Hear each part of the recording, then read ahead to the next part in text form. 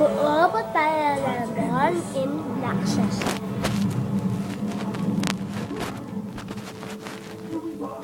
Kuluhin po natin.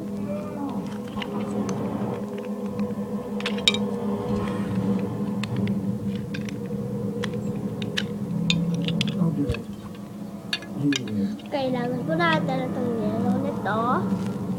Apo, black. Bubuo po natin ito. Ito.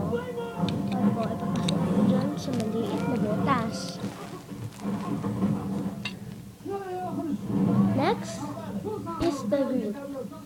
Pasisag po ito. Lalagay po natin dito.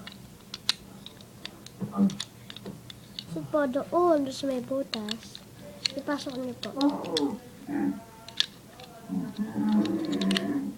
Yan. Next po is the yellow. Pasok niyo po dito sa green na to. Finish. Then the pink, ilalagay mo dito. Then the black, ilalagay niyo po dito.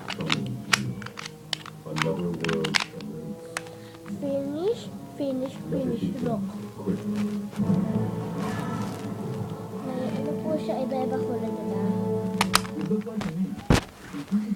Bye!